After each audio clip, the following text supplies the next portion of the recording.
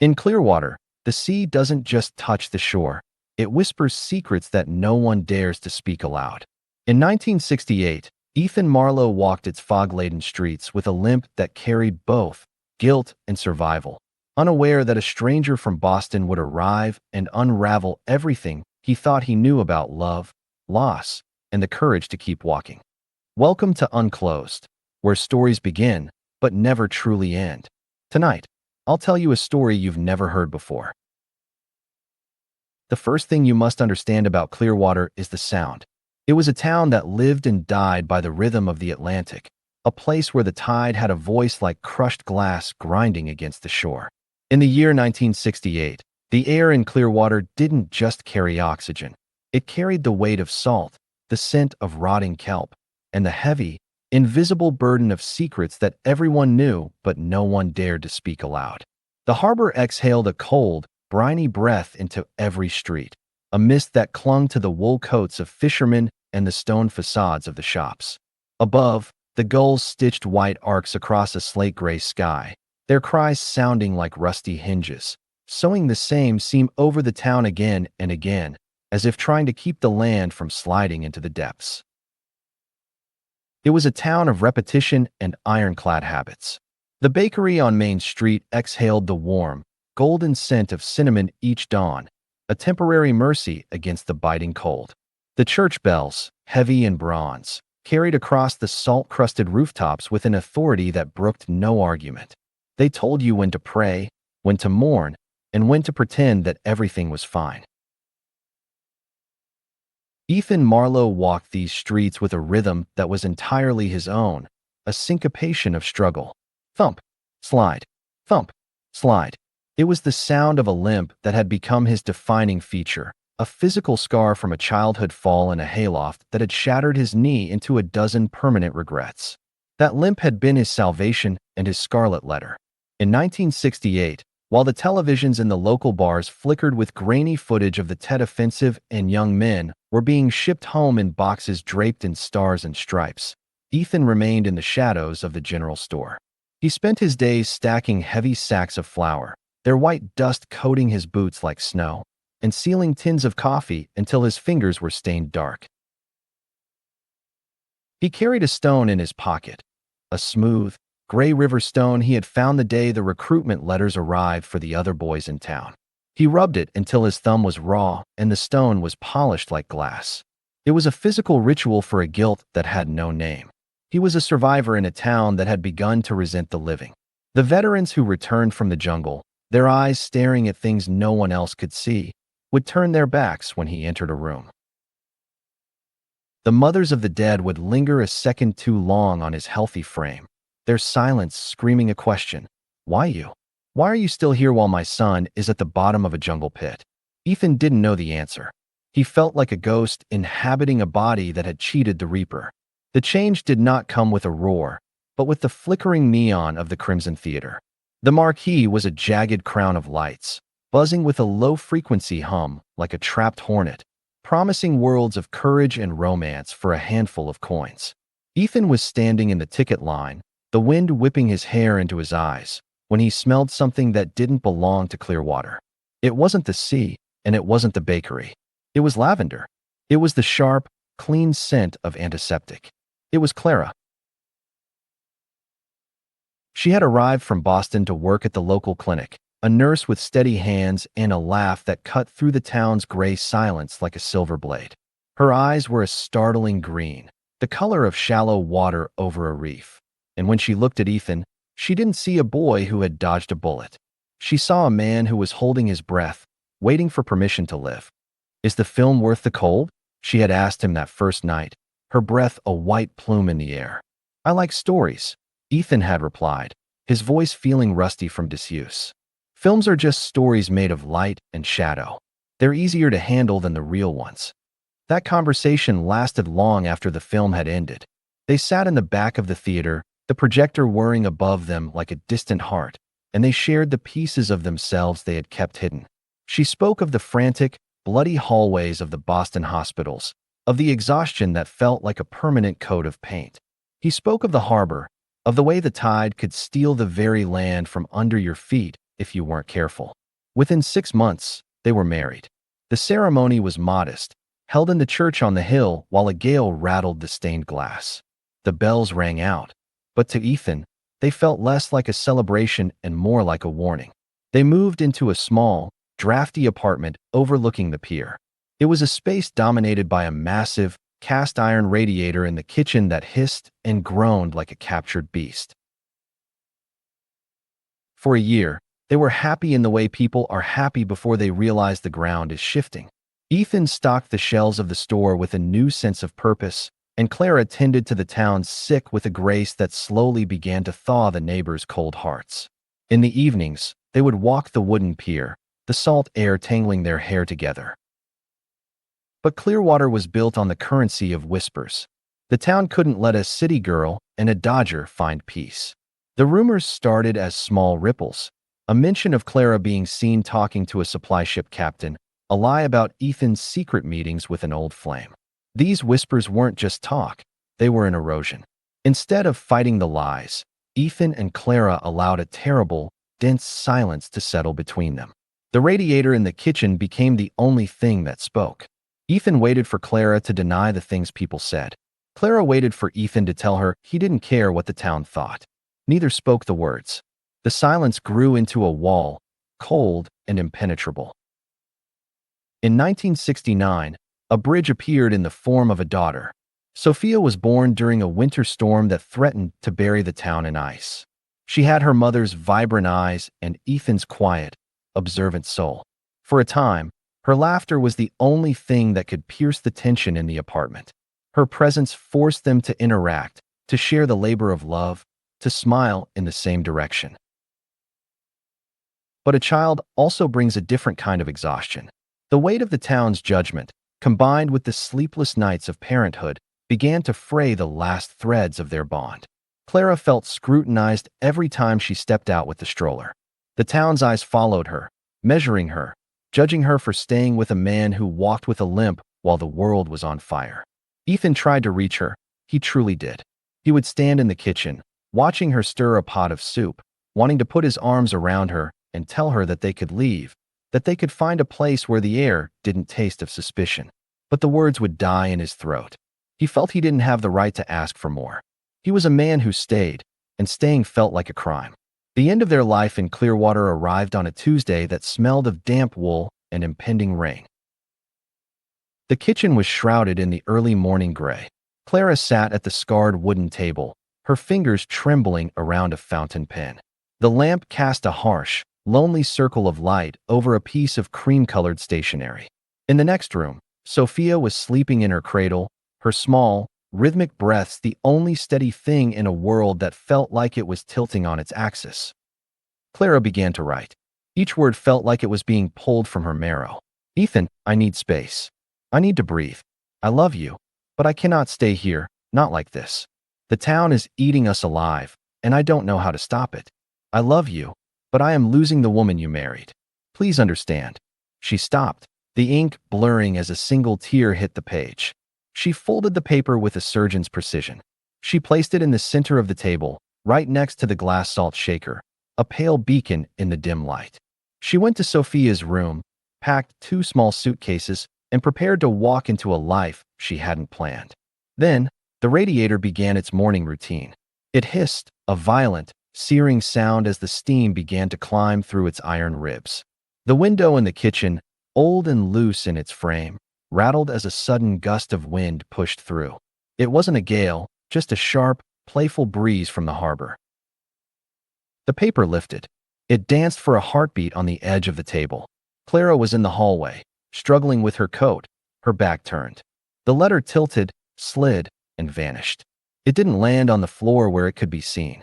It slipped perfectly into the narrow, dark crevice between the wall and the heavy radiator, sinking into a tomb of dust and forgotten coins. Clara turned back to the kitchen, her heart racing. She looked at the table. It was empty. A cold panic seized her. Had she already put it in her purse? She checked her pockets, her bags. Nothing.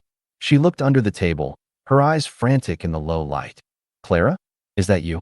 Ethan's voice called out from the bedroom, thick with the fog of sleep. She couldn't stay. If he saw her now, she would never leave. She would stay and wither until there was nothing left but salt. She grabbed Sophia, took her bags, and stepped out into the fog-lined street without looking back. When Ethan finally limped into the kitchen an hour later, the first thing he felt was the absence of heat. The radiator was cold. The apartment was silent. Clara. He checked the bedroom. Empty. The crib. Empty. He ran his hands through his hair, his heart hammering against his ribs like a bird in a cage. He went to the kitchen table. He looked for a note. He looked for a reason. He got down on his knees, his shattered joints screaming in protest, and searched under the stove, under the refrigerator, behind the curtains. There was nothing. He sat on the cold linoleum floor, the silence of the apartment pressing in on him. To Ethan, the absence of a note was a verdict. It meant she didn't just leave. She had escaped. It meant he wasn't worth the ink it took to say goodbye. The guilt he had carried for years suddenly doubled in weight. He believed he had finally been found out, that he was, as the town whispered, a man who didn't deserve the life he had. For 3 days, Ethan didn't leave the apartment. He watched the tide come in and go out from the kitchen window. He listened to the radiator start and stop, its hiss sounding like a slow, rhythmic mockery. On the 4th day, he realized he couldn't stay in a room that was haunted by a lack of words. He packed a duffel bag, grabbed his oak cane, and walked to the bus station. "Where to?" the agent asked, not looking up from his newspaper. "Boston," Ethan said, the word feeling like a prayer. Boston was a city that didn't care about the tide. It was a vertical landscape of red brick and gray stone, where the wind tunnels between the brownstones could strip the skin from your face. Ethan arrived with $60 and a map that he didn't know how to read. The city was a cacophony of sirens, car horns, and the constant, underground rumble of the T-trains.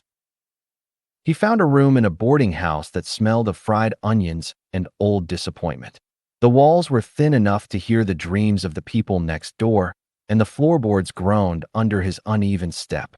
He found work at the Anchor, a pub near the docks where the air was thick with the smell of spilled ale and cheap tobacco. He was the dishwasher. It was a job for a man who wanted to disappear. For 12 hours a night, Ethan stood over a stainless steel sink, his hands submerged in water so hot it turned his skin the color of a sunset. He scrubbed the grease off thousands of plates, the dregs of beer off millions of glasses. He liked the work. It was mindless. It was honest. It was a slow, wet penance for a sin he couldn't define. "You're going to scrub the skin right off your bones, kid," a waitress named Maggie told him one night. She was a woman who had seen the city break 1,000 men, and she recognized the look in Ethan's eyes. "The plates have to be clean," Ethan said, not looking up. "Nobody's looking that close," she countered. "Who are you really trying to wash away?" Ethan didn't answer. He just reached for another stack of dishes. Every morning, after his shift ended in the pre-dawn blue, Ethan would walk. He would take his cane and limp through the different neighborhoods. He visited every hospital lobby, every community clinic, every park where mothers gathered. He was looking for a ghost with green eyes. He became a fixture of the city's early hours, the man with the limp and the oak cane, moving through the fog like a sentinel. He was beaten once, by men who thought his vulnerability was an invitation. They broke his ribs and took his meager earnings. But they couldn't take the stone in his pocket because he had lost that long ago in the slush of a Boston alley. He felt lighter after that, as if the city was slowly stripping away the man he had been in Clearwater, leaving only the essential parts. Months bled into a year. The seasons in Boston changed from the brutal white of winter to the humid, heavy green of summer. Ethan never stopped walking. Then came the afternoon in the public garden. The swan boats were gliding across the pond, and the air was filled with the scent of mown grass and exhaust. Ethan was sitting on a bench, his leg throbbing with a dull ache, when a sound reached him. It was a laugh, high-pitched, melodic, and ending in a little hiccup of joy. He turned his head so fast he felt his neck crack. Near a cluster of weeping willows, a girl in a bright yellow dress was chasing a pigeon. She moved with a fearless, wobbling grace. She had curly hair that caught the sunlight, and when she turned around, Ethan felt the world stop. Sophia. She was older, her face beginning to lose the roundness of babyhood, but she was unmistakable. And then, he saw the woman behind her. Clara was wearing a nurse's uniform, her hair tied back in a practical knot. She looked tired, but there was a strength in her posture that hadn't been there in Clearwater. She looked like someone who had fought for her life and won. Ethan stood up. His cane felt like it was made of lead. He wanted to call out, to scream their names, but his voice was trapped in his throat. He watched them for an hour. He watched Clara buy Sophia an ice cream cone. He watched the way they sat together on the grass, a small island of belonging in the middle of the city. He followed them at a distance. He saw the apartment building they entered, a sturdy, red brick structure near the hospital district. He noted the number. He noted the flower box on the third-floor window, filled with dead daisies. He didn't knock that day. He went back to his boarding house and sat on his bed, his hands shaking. He had found them. The silence was over, but the story was just beginning. The next evening, Ethan stood outside apartment 4C. He had cleaned his boots and ironed his shirt with a heavy metal iron in the boarding house kitchen. He knocked. When Clara opened the door, the look on her face wasn't joy. It was a profound, terrifying shock that quickly hardened into a mask of defense. "How?" she whispered. "I walked," Ethan said, his voice cracking. "I walked every street until I found you." She didn't invite him in at first. They stood in the hallway, the smell of cooking garlic drifting from a neighbor's door. "I thought you didn't want to be found," she said, her voice sharp with 3 years of accumulated hurt. "I left you that letter. I waited for a week at my sister's for you to call. You never did. I realized then that the town was right about you. You were happy to let us go." Ethan felt a cold shiver run down his spine. "What letter, Clara?" "I told you. There was no letter. I searched that apartment until my fingers bled. I thought you left me because I wasn't enough for you." The silence that followed was longer than the years they had been apart. Clara's eyes searched his, looking for the lie. She didn't find one. "The radiator," she said, the word coming out as a gasp. "The wind. It was on the table, Ethan. Right by the salt." "It wasn't there when I woke up," he said. She stepped back then, letting him into the small apartment. Sophia was at a table, coloring with a set of broken crayons. She looked up at the man with the cane, her green eyes wide and curious. "Is he a king?" Sophia asked, looking at the oak cane. "No, honey," Clara said, her voice breaking. He's Ethan." The months that followed were a slow, painful reconstruction. They didn't move back in together. The trust had been shattered into too many pieces to be glued back overnight. There were lawyers. There were meetings in cold offices with linoleum floors. The courtroom battle for custody was a hollow affair. The lawyers argued over hours and weekends as if love could be measured in a calendar. Ethan sat at the petitioner's table, feeling the weight of the judge's gaze. "Mr. Marlowe," the judge said, peering over her spectacles, "you spent a year as a dishwasher without contacting your wife. Why should this court believe you are a stable presence for this child?" Ethan stood up, his limp more pronounced under the stress. "I didn't have a map, Your Honor. I only had a direction. I spent that year looking for the only things that made my life worth living. I am a dishwasher, yes, but I am a man who doesn't stop walking until he finds what he lost." The judge ruled for shared custody. It was the first step on a long road. Ethan and Clara began to build a new kind of relationship. They weren't the lovers they had been in Clearwater. They were survivors who shared a child. They met in parks. They sat on benches and talked about Sophia's school, about Clara's shifts at the hospital, about the books Ethan was finally reading. Slowly, the anger began to dissolve into a quiet, mutual respect. They learned that the silence between them and Clearwater hadn't been a lack of love, but a lack of courage. 3 years after the court ruling, the news came that Ethan's father had passed away. They had to return to Clearwater one last time to settle the estate and sell the old building. The town felt smaller than Ethan remembered. The salt air was the same. The gulls still cried like rusty hinges, but the whispers didn't have the power to hurt him anymore. He had seen the vertical city. He had survived the slush and the sink. They walked into their old apartment. It was a tomb of dust and memories. The furniture was covered in gray sheets, looking like a gathering of ghosts waiting for a word. Clara walked to the kitchen table. "This is where I wrote it," she said. Ethan walked to the radiator. It was a cold, rusted heap of iron now. The building's heat had been shut off for years. He felt a sudden, irrational surge of anger at the object. It had sat there, mute and heavy, while their lives were torn apart. He took a heavy crowbar from his tool bag. "I'm taking this out," he said. "The new owners want modern heat." He wedged the iron bar between the radiator and the wall. He threw his weight against it, his knee buckling with the effort. With a screech of metal and a cloud of gray dust, the radiator lurched forward an inch. Something white fluttered in the darkness. Ethan dropped the crowbar. He reached into the gap, his fingers brushing against something brittle and dry. He pulled it out. It was the letter.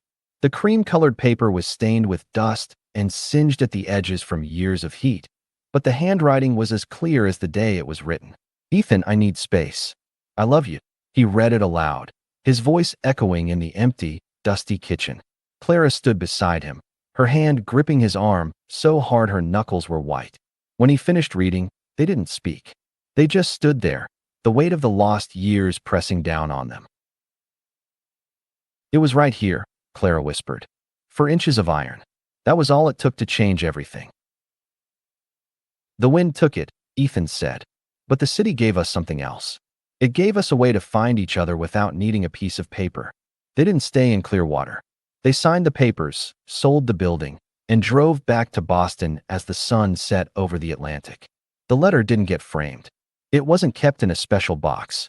Ethan kept it in a drawer in his new apartment, next to the keys to his hardware store. It was a reminder that the truth is often hidden in the places we forget to look. Sophia grew up in a city of bridges. She learned that silence could be a sanctuary or a prison, depending on how you used it. She watched her parents, 2 people who didn't live together but who moved in a synchronized orbit around her. One evening, when Sophia was 12, they were sitting in a small Italian restaurant in the North End. The air was warm and smelled of basil and red wine. "Do you ever wish the wind hadn't blown the letter?" Sophia asked, her green eyes moving between them. Ethan looked at Clara. He thought of the sink at the Anchor. He thought of the slush in the alley. He thought of the miles he had walked with a limp and a cane. "If the wind hadn't blown the letter," Ethan said, "we might have stayed in Clearwater. We might have stayed silent until the salt ate us alive. We lost time, Sophia, but we found ourselves." Clara smiled, reaching across the table to touch Ethan's hand. "The letter was just words," she said. "The search was the truth." The city outside was loud and chaotic, a million stories colliding in the dark. But at that table, there was a quiet, persistent joy. Ethan Marlowe no longer carried a stone in his pocket. He didn't need a ritual for guilt anymore. He had his daughter's laughter, his wife's respect, and a limp that reminded him every day that he had stayed on his feet when the world tried to knock him down.